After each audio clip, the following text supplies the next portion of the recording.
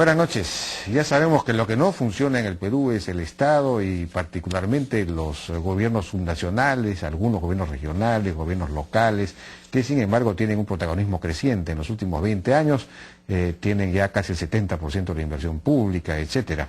Y sin embargo los niveles de ineficiencia y de corrupción son muy altos. Bueno, hemos invitado esta noche a Carlos Casas, exministro de Economía y miembro del ex viceministro de Economía, perdón, y miembro del Consejo Directivo de Servir, así como a Mariana Yona, secretaria de Gestión Pública de la Presidencia del Consejo de Ministros, para tratar el tema de la profunda reforma del Estado que se requiere, la modernización de los gobiernos subnacionales, etcétera, para poder, digamos, construir un Estado moderno y eficiente. Y luego vamos a estar con Miguel Vega Alvear, que es presidente de la Cámara Peruana Brasilera de Comercio, para hablar pues de la integración creciente con ese gran mercado, ese gigante que tenemos al costado, respecto al cual hemos vivido siempre de espaldas, pero que ahora se abre como gran oportunidad en vista de que otros mercados en el mundo desarrollado con la crisis internacional podrían estar cerrándose. Entonces, ¿qué avances tenemos en esa integración? ¿Hacia dónde podríamos llegar? ¿Qué inversiones podrían, digamos, están ya en realización, deberían realizarse en el futuro? Regresamos entonces con ellos.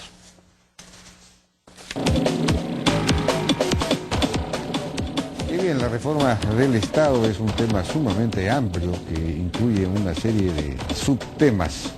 Ahora vamos a tocar algunos de ellos con nuestros invitados de hoy, que son Mariana Yona, que es secretaria de Gestión Pública, de Gestión Pública de la Presidencia del Consejo de Ministros, y Carlos Casas, que es profesor de la Universidad del Pacífico, ha sido viceministro de Economía y es miembro del Consejo Directivo de Servir, esta entidad del sector público que se supone que es la entidad rectora de los empleados públicos, del empleo público, en fin. Bueno, buenas noches, ¿cómo están? ¿Cómo les va? ¿Qué tal? Buenas noches, Jaime.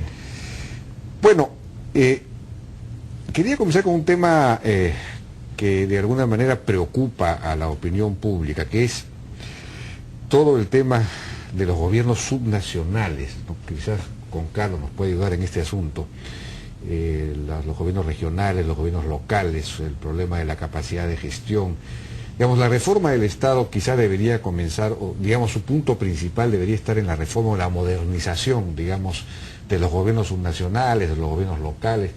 Los gobiernos locales ejecutan ahora alrededor del 40% de la inversión pública, sí, ¿no? Antes ejecutaban pues el 2, el 3%, hace 20, 30 años. Se ha producido una transformación radical del Estado en ese sentido. Y los gobiernos regionales a su vez, más o menos un 20, total, entre 60 y 70% de la inversión pública es ejecutada por los gobiernos subnacionales. Y sin embargo tenemos el problema de que ejecutan poco, mal, está el problema del canon y todo lo demás. Entonces se supone que hay una presión para modernizar esto, es decir, para mejorar la capacidad de gestión, para despatrimonializar, aunque hay un asesor que habla de desprivatizar el Estado, ¿no? Pues es lo mismo que despatrimonializar, es decir, un Estado que está gobernado por... en el que no hay pues ni meritocracia, no hay metas, no hay evaluaciones, no hay nada. El alcalde siente que los recursos son suyos propios y hace con ellos un poco lo que quiere. Las municipalidades son botines, ¿no? Un objeto incluso de disputas entre las facciones rivales, botines presupuestales, en fin. Y esto además incentiva los radicalismos dentro de las localidades, porque para acceder al gobierno local, para ser alcalde, uno lidera pues un movimiento de reivindicación, de protesta contra algo, y entonces se monta, acumula políticamente en el radicalismo. Quería preguntarle, ¿qué se está haciendo para, digamos, enfrentar este tema, modernizar los gobiernos subnacionales? Bueno, gracias, Jaime. Se está trabajando en varios frentes, diría yo. En el Perú tenemos cerca de 12 sistemas administrativos, que implica presupuesto, tesorería, modernización del Estado. 12 sistemas administrativos que implica de alguna manera que cada entidad del Estado tiene que trabajar estos temas. Entonces, eso significa, por ejemplo, que cuando uno empieza una entidad nueva, por lo menos debes tener 12 personas encargadas de cada uno de estos sistemas administrativos, ¿no? Alguien que se encargue de presupuesto, alguien que ve el Sistema Nacional de Inversión Pública, alguien que esté encargado de la modernización del Sistema de Modernización del Estado, bueno, tesorería, en fin, hay varios sistemas que se tienen que trabajar. Entonces, cada uno de estos sistemas, y aquí creo que viene el principal problema, a veces no están coordinados entre sí. Entonces lo que uno tiene es que los requisitos que pone el Sistema Nacional de Inversión Pública no están correlacionados, digamos, con los requisitos que pone el Sistema de Recursos Humanos, en donde Servir juega un rol importante. Entonces, tenemos dos problemas, creo yo. Uno, cómo coordinan a nivel nacional estos sistemas administrativos, y por otro lado, cada uno de estos sistemas administrativos, cómo se adapta a el esquema descentralizado que tenemos en el país. Porque a veces lo que ocurre es que los estándares se fijan para el gobierno nacional, pero no se adaptan para el gobierno regional y para el gobierno local, que tienen sus particularidades. No necesariamente es lo mismo. Por ejemplo, en el tema de contrataciones a veces se decía que había que pedir 3 cotizaciones para poder hacer una compra, y a veces en un distrito rural solo tienes un proveedor, o sea, no tienes 3, se puede demorar mucho. Entonces, eso implica de alguna manera el hecho de poder adaptarse a la estructura descentralizada del Estado, y por otro lado establecer una coordinación que tiene que ser bien estrecha. Y yo ahí siempre llamo la atención porque quizás el tema de coordinación es un tema que está devaluado en nuestro país, ¿no? Porque cuando alguien quiere hacer o no quiere hacer nada, dice ya coordinamos, ¿no? O sea, ya hablamos, ya coordinamos, y en general creo que es una palabra devaluada, pero que es clave para un buen funcionamiento del Estado.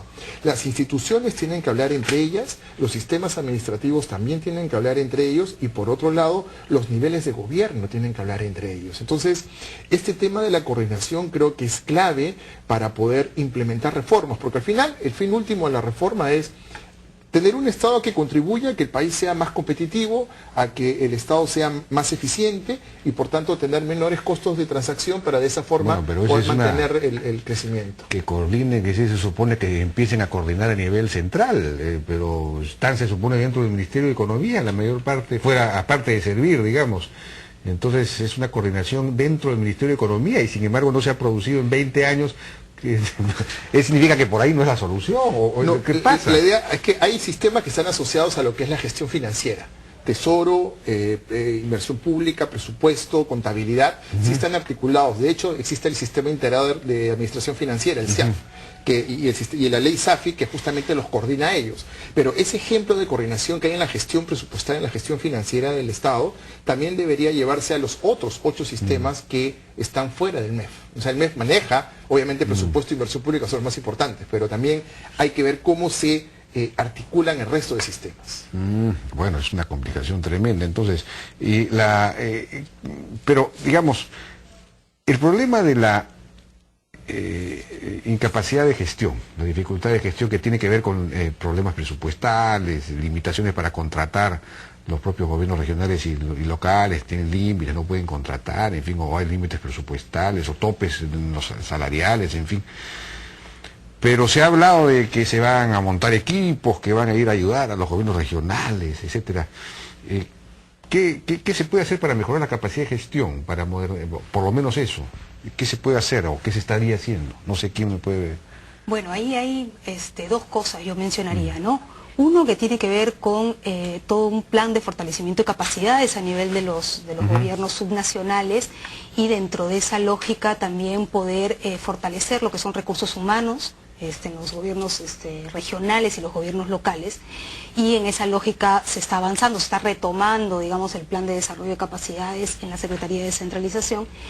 Y por otro lado, a poder incorporar algunos instrumentos. En el caso, por ejemplo, de simplificación administrativa, se ha estado trabajando mucho con municipios provinciales y municipios distritales para empezar a simplificar ciertos procesos y hacer que sean más eficientes también en su gestión.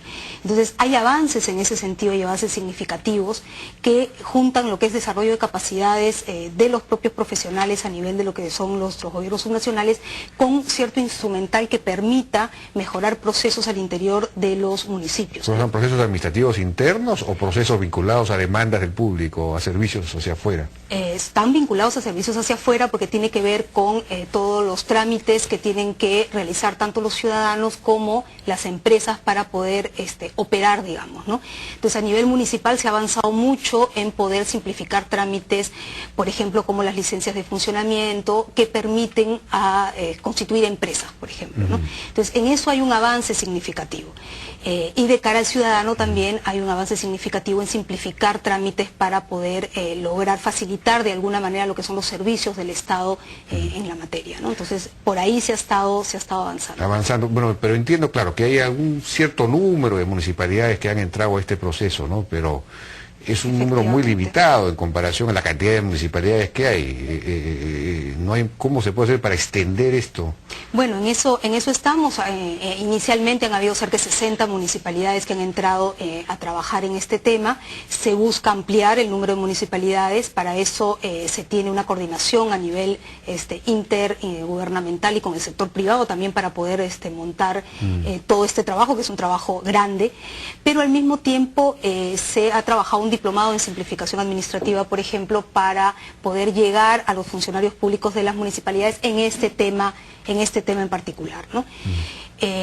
Junto con estos instrumentos, por otro lado, está el tema de poder delimitar mejor las funciones y competencias. Antes de eso, el tema de la simplificación administrativa, que es bien importante porque efectivamente es lo que facilitaría que se puedan constituir los negocios, hacerle la vida más amable, más fácil al pequeño empresario, porque el gran empresario va a contratar su tramitador y va a resolver su problema rápidamente, pero el pequeño y el mediano siempre tienen problemas pues para conseguir los permisos, las licencias y las cosas, y otros servicios, ¿no es cierto?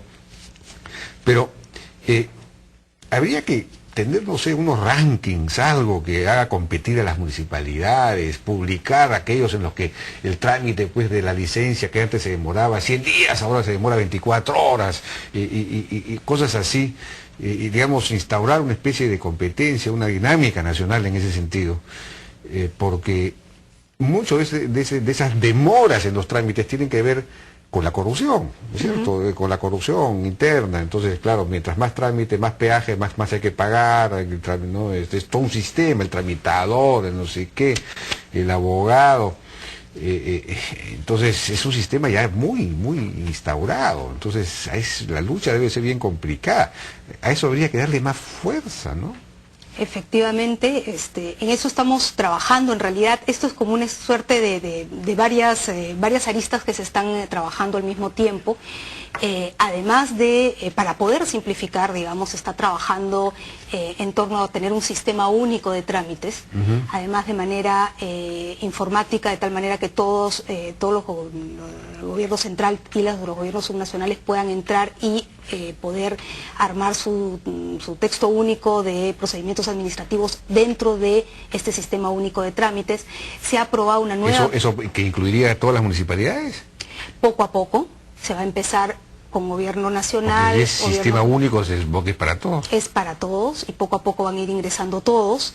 Es decir, se estarían estandarizando los procedimientos, los trámites mismos, o cómo es la cosa, ¿a qué se refiere? Sí, se busca estandarizar los procedimientos, se busca tener un mismo procedimiento de costeo de todos los trámites, y para ello se ha aprobado también dentro de este sistema único de trámites un solo costeo, una metodología de costos, que se tiene obviamente que capacitar a las municipalidades y a los órganos de gobierno para el uso de esta nueva metodología, pero sí, hacia eso se está apuntando.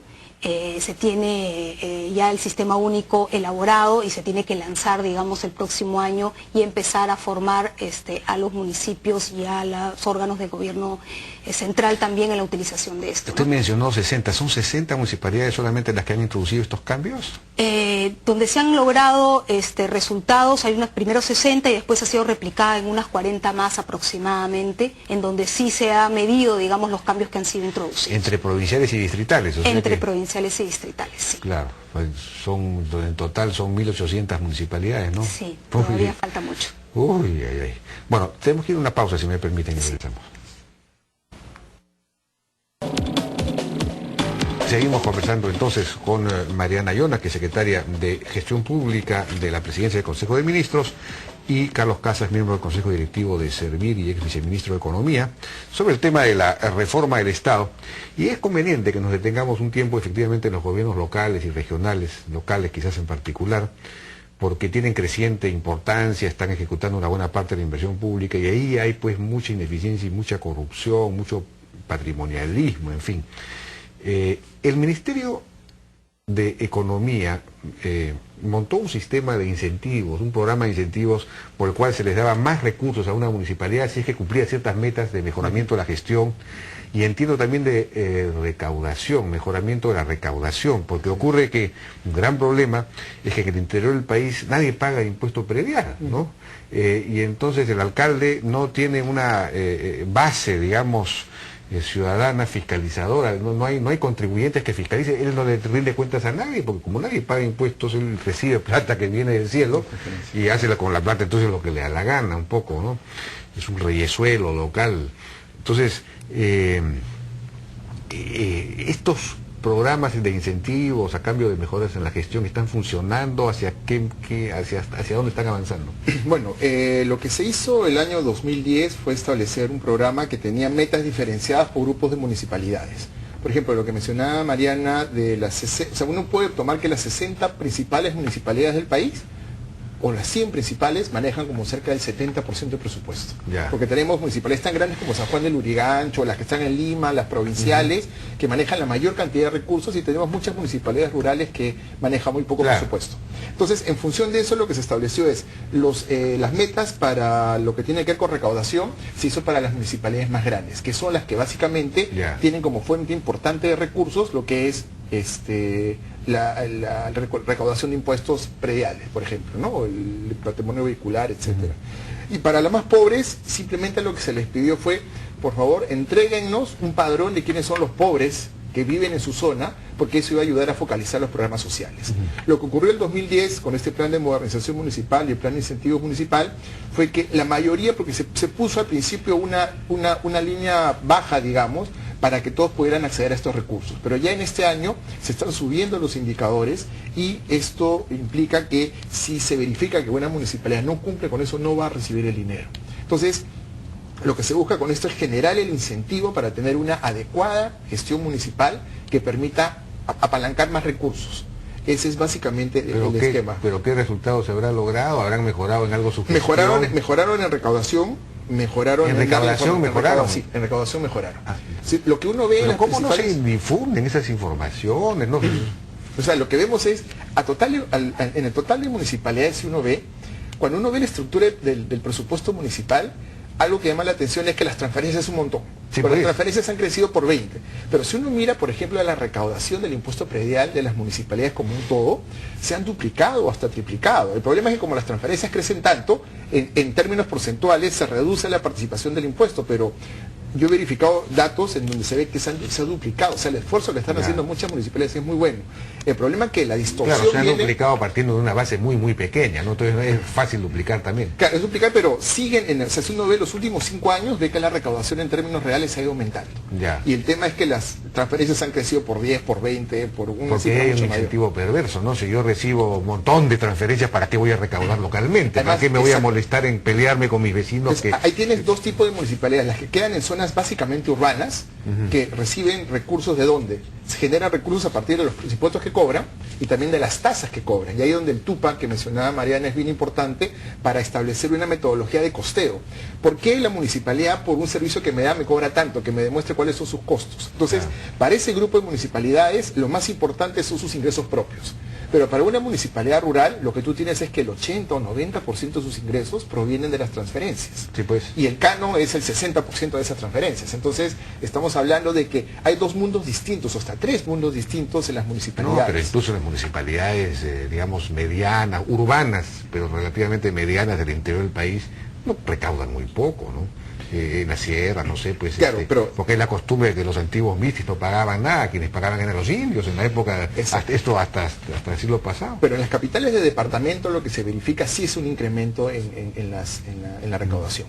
O sea, sí se ve en la mayoría de las municipalidades, capitales de departamento. Ya empieza a ver, bueno, está bien, eso es un avance, vamos a ver, pues porque eso genera precisamente una base, una ciudadanía contribuyente que empieza a fiscalizar. Y también vas a tener autoridades que obviamente no solo se fijan en cuáles son las obligaciones, los derechos que tienen, sino también las obligaciones, porque en la medida que cobran impuestos, tienen que dar la cara a la gente. Claro. Porque eso yo estoy cobrando, entonces la gente va a decir qué cosa estás haciendo con mi dinero. A eso me refería. Entonces, ese tema es bien importante y muchos alcaldes, por lo menos hasta la gestión anterior, hasta la que acabó en 2010, lo hicieron.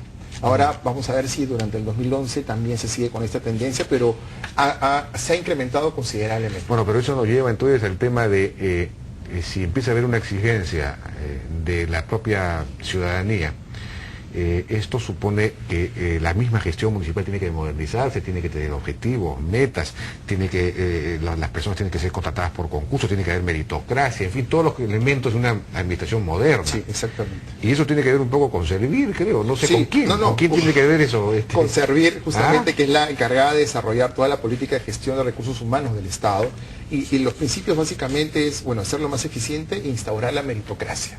Pero bueno, algo que se ve en las reformas que se han llevado a cabo en todo el mundo es que esto demora el tiempo en hacerlo, y hay varias cosas en las cuales tenemos que avanzar.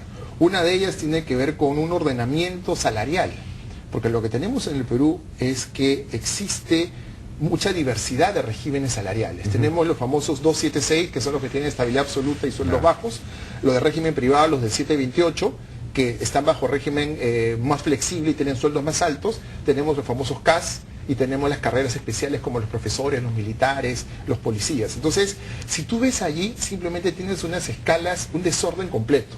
No se cumple el principio de que a igual capacitación y a igual perfil profesional ganes lo mismo, sino que depende básicamente de la negociación que haya. Entonces, un camino tiene que ir hacia uniformizar eso, para que si yo soy funcionario público... Esa es la famosa carrera pública. La carrera pública que tiene que desarrollarse, y también un tema que es bien importante por los costos fiscales que esto implica es sincerar el tema de las remuneraciones. Por citarte un ejemplo, lo que yo tenía el año cuando fui viceministro, mi sueldo básico era 7 céntimos de sol. Ese es el sueldo básico. ¿Y qué es lo que pasa? Sí, pues. Lo que pasa, van poniendo bonificaciones que llega hasta el nivel de los 15.600, y que es el tope, digamos, que hay para los ministros, lo que fuera, pero lo que uno tiene es que el sueldo de un viceministro es 7 céntimos. ¿Y por qué se hace eso? Porque tú puedes incrementar el ingreso que recibe la persona, pero eso significa que no se genere un costo pensionario, un costo de beneficios sociales.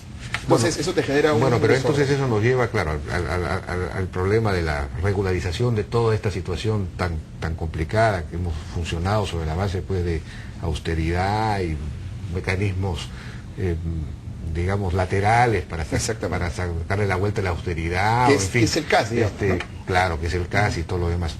Bueno, pero la carrera pública, hay carreras, el sector magisterial tiene ahora una carrera que no sé qué está pasando con este gobierno, si la van a respetar o no finalmente, porque creo que no se está moviendo la carrera pública magisterial, no la están reactivando. Pero hay una carrera, digamos, bueno, en los sectores de defensa hay una carrera, ¿no? Obviamente. También hay una carrera en los profesionales de salud también tenemos. Hay una carrera. Entonces ya tenemos... régimen 276 también hay una carrera. Entonces ya hay una carrera en casi todo el Estado, porque los estados, los que hemos enumerado es el 80% del Estado. Claro, si tú tienes... Entonces ya no necesitamos ese problema. El mayor grupo ocupacional en el Estado son los profesores. Sí, pues, los profesores son cerca del 32%, entonces esa es una carrera que existe, pero lo que tenemos es que existen como 7 u 8 carreras en paralelo o hasta más. Y tenemos, yo recuerdo el dato de como 150 escalas salariales dentro del Estado. Sí, pues, entonces, no, claro. Ese es un desorden que tenemos que empezar y a nivel de los gobiernos locales y regionales no hay nada, es decir, no se puede comenzar por tratar de ordenar eso, no hay manera, bueno, yo creo que eso va a ser una segunda etapa, ¿por qué? Una segunda etapa, bueno. Pero lo que se requiere es tener más información, Jaime. Porque además ahora en manos de los gobiernos regionales está todo el Estado. Sí. Porque claro, lo que pasa es que los ministerios se han quedado con gente, pero en realidad las funciones han pasado. El presupuesto ha pasado a los gobiernos regionales y hoy día manejan cerca del 20-25% del presupuesto nacional. Pero hay que tener en cuenta algo, los gobiernos regionales, las direcciones regionales operan pagando a los profesores, por ejemplo, pagando a los especialistas en salud, pero no tienen tanta autonomía. Ojo, ¿por qué? Porque responden a las normas presupuestales y a lo que establece el ministerio. Entonces, si bien están institucionalmente ubicados en una dirección regional, no tienen tanta autonomía. Entonces, ahí el presidente regional no está en teoría no tienen autonomía, pero conocemos muchos casos de direcciones regionales de educación, por ejemplo, que simplemente no acatan las disposiciones, no acataron las disposiciones del ministerio en temas vinculados, por ejemplo, a la carrera pública magisterial y cosas así. Es decir, claro, si el director regional no quiere, no hay manera en que el ministerio pueda... No, el ministerio puede llevar esto, esa es una controversia de competencias y eso puede llevarlo al Tribunal Constitucional, donde se resuelve relativamente rápido. Hay una sala especial para este tipo de cosas. Pero aquí no es un problema, es el director regional que dice, o el gobierno regional que dice, simplemente no te hago caso. ¿No? Yo reconozco que esta es tu competencia, pero yo hago lo que me da la gana. Ese es el problema. A veces ocurre eso, sí, pero se resuelve en este sistema de solución de controversia. Bueno, tenemos que ir a una pausa y regresamos precisamente con el tema de la delimitación de competencias entre el gobierno central y los gobiernos regionales y locales. Seguimos conversando entonces con Mariana Ayona, secretaria de Gestión Pública, y Carlos Casas, miembro del Consejo Directivo de Servir, sobre el tema de la reforma del Estado, tema tan complicado y tan importante en nuestro país, ¿no? Porque además esto tiene que ver también, entre otras cosas, con la lucha contra la corrupción, ¿no es cierto? Que está anidada en muchos niveles en el Estado peruano. Bueno, Mariana, hay un tema complicado con el asunto de las competencias, la delimitación de competencias que todavía no está hecha entre el gobierno central, regional y local, porque en el Perú, bueno, en nuestro caso, pues la descentralización, siempre la carreta estuvo delante de los caballos, ¿no? Y todo se hizo al revés y por eso salió de esta manera tan desordenada, tan mal hecha en el fondo. Entonces, entiendo que cada ministerio debería tener una ley de organización y funciones o algo parecido, donde se delimiten claramente las funciones. Para eso se hicieron unas matrices con talleres y todo, y nada de esto acaba, nada de esto culmina, ¿no? Y entonces hay muchos casos en los que no se sabe a quién corresponde, o corresponde a todos los niveles, una determinada función, y eso se presta a lo que conversábamos antes. No, oiga, eso me corresponde a mí, no a mí. Total, todo el mundo hace lo que le da la gana, es el caos. ¿Cómo está este proceso? A ver, normativamente se tenía que empezar ordenando el Estado en función a las leyes de organización y funciones de los ministerios.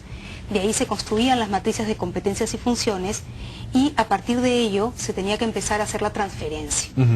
Lo que sucede en la práctica es que se da el camino inverso, ¿no? Se tienen algunas leyes de organización y funciones hechas, en este momento se están revisando muchas de ellas, no se aprueban las matrices de competencias y funciones, pero ya se han transferido el 90% de las funciones a nivel subnacional.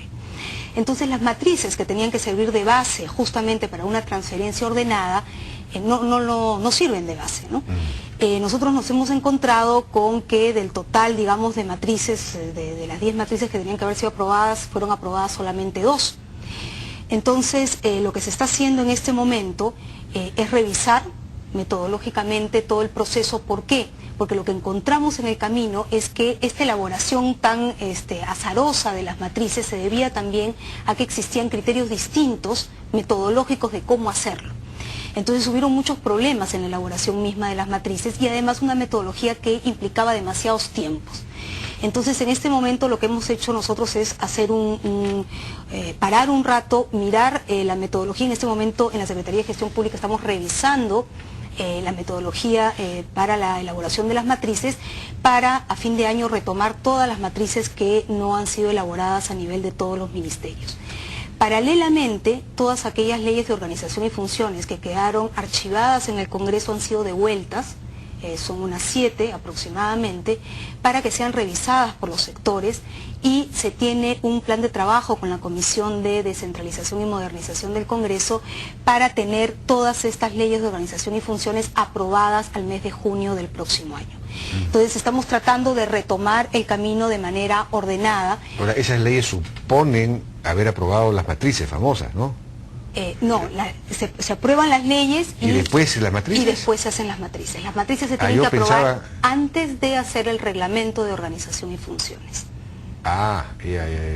Yo pensé que las leyes ya indicaban qué No, una cierta delimitación. Claro, no, la ley va a definir las competencias y las rectorías de los sectores, y en función a eso uno elabora la matriz para determinar qué funciones y qué procesos va a estar a cargo de cada uno de los niveles de gobierno. Esa es la matriz que a mí me sirve de base para poder hacer los reglamentos de organización y funciones. Ese es el orden, digamos, eso que está es un trabajo establecido. que supone, por lo menos como cuando se estuvo haciendo hace un par de años, se hacía con talleres, incluso en provincias, etcétera, en interior, o sea, ha supuesto un trabajo, un esfuerzo, digamos, importante. Nada de eso, sin embargo, ha servido mucho. No, se tienen las matrices elaboradas y no se va a partir de cero definitivamente, se van a retomar las matrices que han sido hechas, pero efectivamente eso se hace a través de talleres y ha implicado además la participación no solamente del sector, sino de los gobiernos subnacionales. Entonces se va a trabajar a partir de las matrices que están hechas, pero esas matrices no han sido aprobadas todavía. Entonces implica igual una validación y una aprobación. Ahora, hay un problema con, digamos, o sea, hay una cierta feudalización en el país, es la verdad, una cierta anarquía, ¿no? Porque se ha descentralizado muchos recursos para inversiones, pero también funciones a niveles locales, a nivel de presidentes regionales que son electos, que presidentes regionales que esos ni siquiera recaudan nada, o sea que esos ni siquiera tienen, por lo menos en el gobierno, el alcalde se supone que tiene que recaudar. El gobierno regional nada, o sea que no tiene una base contribuyente que le exija nada, no rinde cuentas a nadie el presidente regional, tampoco al Congreso. Si el Congreso cita a un presidente regional por algo, puede no ir porque no está obligado. Entonces, hay una cierta anarquía. A mi juicio, por lo menos, se requeriría reconcentrar un poco algunas funciones, digamos, fortalecer el papel del gobierno central en el monitoreo, en el seguimiento y en el, no sé, en la capacidad de que las cosas se hagan, que las cosas normativas se apliquen, capacidad de, no sé si de coerción, de sanción, de algo. Eso no se está revisando, replanteando. Vemos ahora, hemos visto al presidente Santos de Cajamarca, exactamente en una situación pues de abierto desacato y rebeldía contra el gobierno central. En fin. Yo diría que son dos cosas, ¿no? Por un lado, sí, algunos lineamientos a nivel de algunos temas de políticas sectoriales que deberían de ser generales, pero por otro lado, como yo decía al inicio, el tema de poder fortalecer también las capacidades a nivel regional y a nivel local para un efectivo ejercicio de esas funciones que han sido transferidas. Las funciones, no es ningún secreto, han sido transferidas sin transferencia de capacidades y en algunos casos sin la transferencia de los recursos, ¿no? Una de las cosas, por ejemplo, que estamos mirando a raíz de estas matrices de funciones y competencias, es mirar cómo se traduce eso a nivel presupuestal, ¿no? Porque uno puede ver competencias y funciones que han sido transferidas, pero no implica a nivel presupuestal realmente lo grueso que el sector gasta en la materia. Entonces, ese es un tema muy importante. Efectivamente, tienen que haber lineamientos más claros a nivel nacional y que sean acatados a nivel subnacional, pero tiene que haber más fortaleza a nivel de los gobiernos subnacionales para poder ejercer realmente las funciones que están siendo transferidas, y eso pasa por recursos, pero también pasa por capacidades definitivamente, ¿no?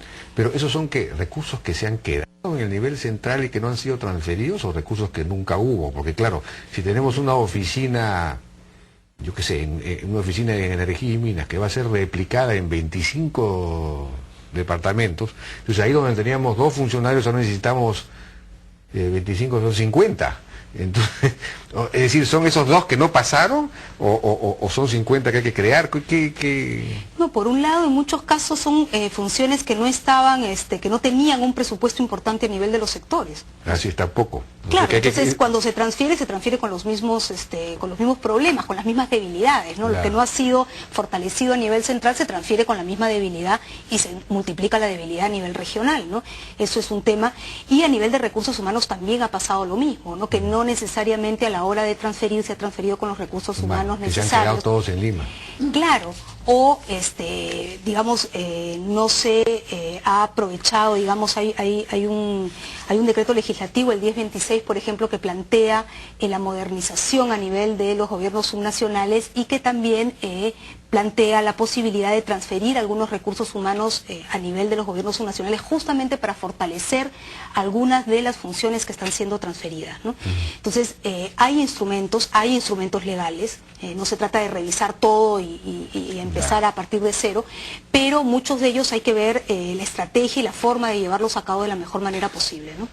Ahora, ya nos ha ganado el tiempo, pero para fortalecer las capacidades de los gobiernos regionales y locales, por ejemplo, en la ejecución de inversión pública, el Ministerio de Economía ha hablado de enviar algunos equipos, en fin, no sé exactamente, descentralizar el propio ministerio. ¿Eso es lo que se va a hacer o hay algo más? Lo que yo sé es que se está evaluando, el Ministerio de Economía efectivamente está haciendo equipos para poder reforzar a nivel de las regiones con personal que puedan mirar todos los sistemas administrativos de manera más fuerte, y se está evaluando a nivel de los demás sectores cómo es que se trabajaría con los gobiernos regionales y subnacionales para efectivamente poder trasladar esas competencias en materias específicas, porque no en todo se necesita tener recursos humanos asignados en cada una de las regiones, porque tampoco vamos a multiplicar el personal por 25 en todas partes, ¿no? En realidad lo que habría que hacer es reducir el número de regiones, hacer regiones de verdad, no departamentos, pero en fin, ya sabemos que ese es un tema más complicado que, no sé, que fundar una verdadera democracia en nuestro país. Bien, muchísimas gracias a Mariana Yona, secretaria de Gestión Pública de la Presidencia del Consejo de Ministros, y a Carlos Casas, miembro del directorio de Servir. Muchas gracias. Muchas gracias, Jaime. Vamos a una pausa, regresamos con Miguel Vega Alvear, presidente de CAPEBRAS. Vamos a hablar de las relaciones con el Brasil, el incremento que debería producirse en el comercio, en fin, el tema del Brasil, se supone que tenemos una alianza estratégica. Hay muchas empresas brasileñas en el Perú y eso interviene incluso hasta en la política. Sobre eso vamos a hablar con Miguel Vega. Y bien, el Brasil es un gigante vecino nuestro al cual hemos dado siempre la espalda, pero ya hay por lo menos una carretera construida, que es la IRSA Sur, la interoceánica, y también, bueno, la IRSA Norte, en buena cuenta, ya está prácticamente terminada. Y entonces se supone que el Brasil ahora, sobre todo en las circunstancias de crisis mundial, pues muchos empresarios vuelcan su mirada hacia ese potencial mercado, es un mercado potencialmente muy grande, debería de alguna manera servir como un lugar de recomposición de nuestro mercado externo, en el caso que se vea afectado por la crisis externa. Bien, hemos invitado a Miguel Vega Alvear, que es presidente de CAPEBRAS, que es esta entidad que une a los dos países en los temas comerciales. Miguel, buenas noches, ¿qué tal? Buenas noches. ¿CAPEBRAS qué significa exactamente? Cámara Binacional de Comercio e Integración Perú-Brasil. Perfecto. Bueno, el comercio con el Brasil resulta que es muy pequeño, en realidad, ¿no? Siendo un vecino y con un mercado tan grande, son casi ya, no sé, cerca de 200 millones de habitantes. Claro, hay mucha pobreza ahí también, pero también hay una clase media muy fuerte. Esto, y además la balanza comercial es claramente deficitaria para el Perú. Brasil nos exporta mucho más de lo que nosotros exportamos a Brasil. ¿Cómo está esta situación? ¿Está mejorando? ¿Está evolucionando? Bueno, ciertamente que el fenómeno que tiene que ver con toda la historia de las repúblicas, hemos vivido de espaldas, eso es un hecho. Creo que ahí vino un fenómeno que nos ha favorecido mucho, y es que en los siglos XIX y XX, en la cuenca del Atlántico, estaba el desarrollo del primer mundo y el mayor movimiento comercial. La costa este de Estados Unidos, la de Nueva York, los países europeos, y para un país como Brasil, desarrollarse en la cuenca atlántico era una realidad que lo favorecía. Pero el siglo XXI amaneció con un viraje, básicamente por la realidad de China, que dejó de ser vista como una población o el país más poblado del planeta y pasó a ser una economía al punto que se ha transformado en el primer mercado para el Perú, para el Brasil o para Chile, solo si hablamos de nuestro contexto americano. Entonces, ahí primero este viraje hacia el Pacífico, donde ya se moviliza el 56% del comercio del mundo, nos ha colocado en una situación privilegiada al Perú en la relación con Brasil. En segundo lugar, con respecto al comercio, efectivamente, viviendo de espaldas, en el año 2005, cuando se firman los compromisos de construir el eje interoceánico y el eje amazónico en el norte, el comercio bilateral de la suma de los dos países era 700 millones al año, una cosa ridícula, sumando exportaciones e importaciones. Este año estamos cerrando en 3.500, se ha quintuplicado en ese tiempo, y recién este año se han concluido, por un lado, el eje interoceánico uniendo Marcona, digamos, Hilo y Matarani con el Brasil, y en el eje amazónico se terminó la construcción de la carretera Paita-Bayóvar con Yurimaguas. Claro. Pero el puerto de Yurimaguas recién se ha concesionado este año, y hay que esperar a que se puedan terminar estas obras para luego Iquitos pueda transformarse en un centro logístico y Pucallpa en el Ucayali otro centro logístico y portuario. Entonces, finalmente el plan comprendía el eje amazónico, no solamente en la carretera, sino hacer los ríos hidrovías. Claro. Y eso involucra al Guayaga, al Marañón, al Amazonas y al Ucayali. Este es un plan que calculo, si el gobierno avanza en los términos preestablecidos, deberíamos en 2 años tener ahí un escenario nuevo, que concluiría en este enfoque con la construcción de entre Cruzeiro do Sul y Pucallpa, en la parte central del país, en este vínculo con el Callao. O sea que tendríamos... Ahora, Cruzeiro del Sur es una cosa muy pequeña, ¿no? Cruzeiro del Sur es una ciudad pequeña, que es el punto más lejano del Brasil, pero cuya carretera te une el resto con todo Brasil.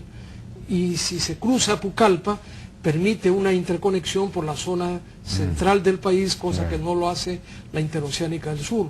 Entonces, esos 3 ejes que han representado ya una inversión de 2.500 millones de dólares, van a transformar al país y van a poner en evidencia un fenómeno que ahora se ve poco, y es que el país está en una demarcación política de 24 regiones que no caminan con relación a un planeamiento territorial y una visión económica del país. El Perú es un país para 4 o 5 espacios geoeconómicos, donde hay que diseñar la estrategia de la energía, la logística, la integración portuaria, en base a esos órdenes de magnitud, que ahora le llamamos el Gran Sur o el Macro Norte, y mañana será el eje central, y luego Lima y Callao, que de por sí es una propia zona económica.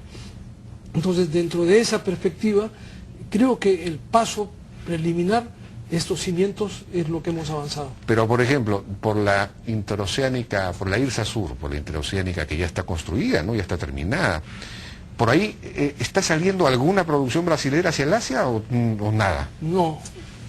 Justamente el tema, para que tenga toda la consolidación en una dimensión que es la que buscamos, unir el Asia-Pacífico con Perú y Brasil, y que eso luego trascienda hacia una realidad sudamericana. Hoy día el tema está en la limitación portuaria. O sea, Hilo es un puerto que tiene, digamos, una dimensión local, doméstica. Matarani ha tenido progresos importantes, pero siempre dentro de la asistencia al mercado interno peruano. Paita recién empieza sus reformas. Bayóvar fue concesionado por la empresa Vale Río 12 de Brasil, todavía no ha ingresado en el tema portuario de Bayóvar. Entonces todavía tenemos una infraestructura y una logística portuaria habría que pequeña. Concesionar Hilo, ¿no? Entonces, precisamente en estos últimos 2-3 meses ha habido esfuerzos extraordinarios, y más aún la semana pasada con la firma del compromiso para hacer los estudios del gasoducto del Cusco hacia el sur del país. Hay un proyecto de empresas brasileñas, un consorcio, de una inversión de 12.000 millones de dólares para construir el gran complejo petroquímico del sur del Perú. Y eso representa todo un replanteamiento del tema portuario, donde sale a la luz Marcona. Hilo y Matarani no están conectados entre sí, porque la carretera panamericana en Quilca sube a Arequipa y después regresa hacia Tacna. Ese litoral tiene que integrarse. Entonces, estamos asistiendo a una transformación muy alta que está acorde con lo que está pasando con el país. Porque una cosa era demorar 30 años para duplicar el Producto Bruto, claro, y ahora vamos a 10 años para hacerlo. Entonces tenemos que ir ya en planeamientos territoriales con alcances mucho mayores. Eso está muy claro. Ahora, en la IRSA Sur, hasta ahora, ¿qué balance se puede hacer? Porque, por ejemplo, entiendo que no se puede exportar papa, por ejemplo. No, sí se puede.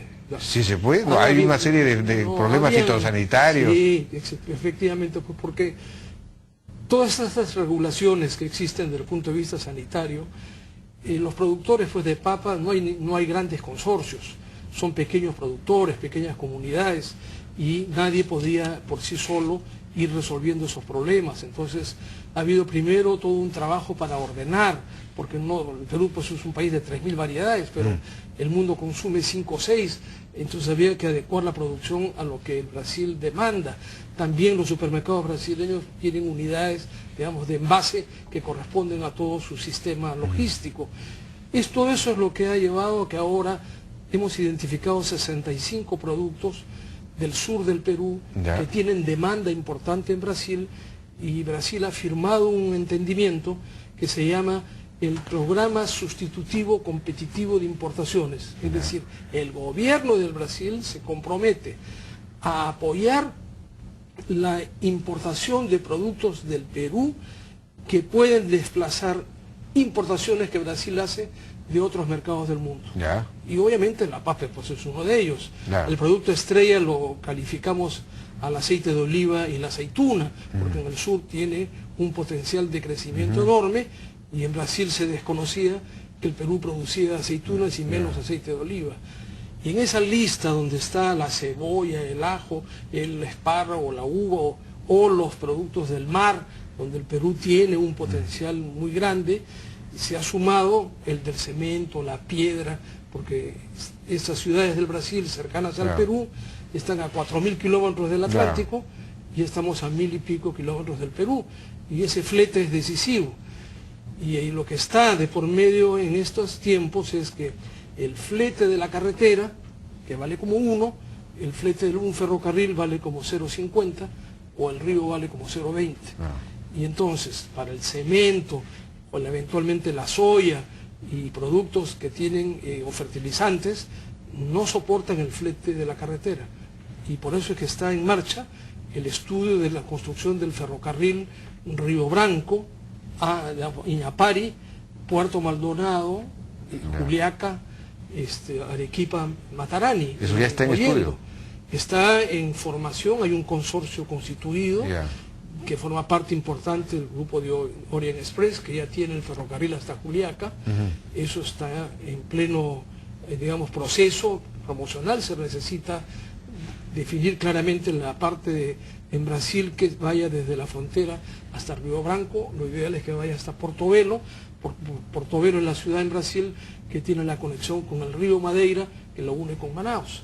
Entonces, por otro lado, vengo de Piura el viernes con el tema de los eticos que cumplían 15 años, donde hay todo un proyecto para integrar la zona franca de Manaus con Paita, que van a constituirse, y Belén do Pará en el Atlántico, para hacer un corredor alternativo al Canal de Panamá. Pero eso requiere soluciones también en el MINCETUR, porque se hizo un acuerdo inconcluso cuando se celebró el acuerdo de complementación con Brasil. Y después de que se hiciera eso en el 2005, el Perú hizo el Tratado de Libre Comercio con Estados Unidos, con la China, con Europa, con Japón ahora, y Corea del Sur, y ha quedado atrasado el tema de Brasil, donde el Perú le puso hasta el 2019 como fecha para una desgravación con los mismos.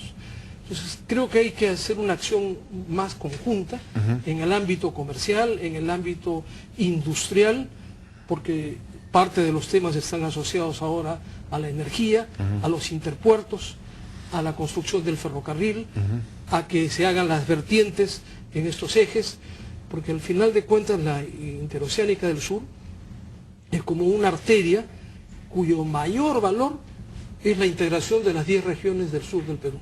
Porque de ahí vienen las vertientes que finalmente van a poder incorporar regiones en la complementariedad de sus producciones.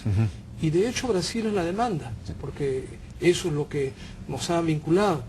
Pero así como ha habido la vinculación comercial, que es la tarea del primer tiempo, el verdadero propósito es industrial.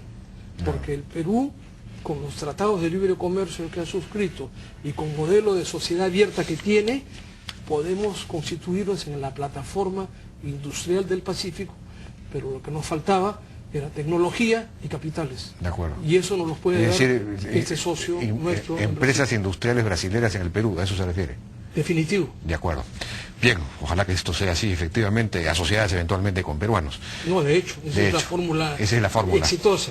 Bien, Miguel Vega Alvear ya nos ha ganado el tiempo, lamentablemente. Muy interesante, entonces, todas las perspectivas que se podrían abrir si es que hay una acción planificada, ¿no?, y eficiente en todos estos caminos. Se ha puesto en evidencia que en el país necesitamos Estado y gobierno. Y gobierno, así es. Brasil lo hace, Chile lo hace. Es lo que ahora el Perú está requiriendo, que respetemos instituciones del Estado, dejemos que los gobiernos hagan sus cambios políticos, pero que haya contrapartes del Estado peruano para que podamos pensar en proyectos a 10, 20 o 30 años, como son las grandes inversiones. Efectivamente, más allá de los gobiernos.